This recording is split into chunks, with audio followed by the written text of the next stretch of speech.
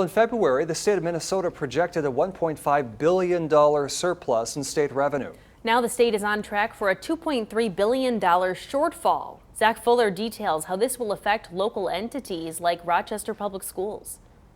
Tom and Caitlin, education is one of the state's biggest budgets, and if funding is cut, it could mean people lose jobs. However, this isn't the first time in recent memory Minnesota has faced a revenue issue.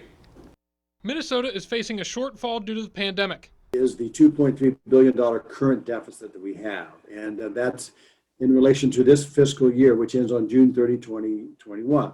And we also have a $2.3 billion reserve. So we're in an interesting situation. We're much better off than most states. The state has been here before. But in 2011, we had a $6.2 billion deficit. Which is why Minnesota is ranked so highly. That's why we're in the top 10 states in terms of having built up a reserve, because we knew what it was like. And a reserve buys you time. It doesn't solve the problem. The big questions facing taxpayers and state revenue depends on how quickly the economy can bounce back and to what level. What do we need to do for controlling spending? And what do we need to do for more revenue? Those are the questions the legislature will have to tackle next year. A big portion of Rochester Public Schools' yearly budget comes from the state.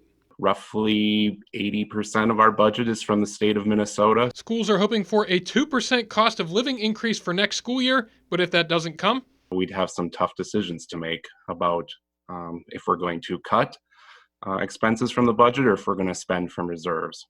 Balanced policy requires RPS to keep 6% of its budget in reserve each year, so it has $15 million, but their concern is for the future. We could survive a year, maybe 2 years, going into our reserves, but we wouldn't want to do that for the long term. Commissioner Franz says as former school teachers, Governor Walz and the First Lady have vowed to try and protect education funding as much as possible. Reporting live in the studio, Zach Fuller, KTTC News.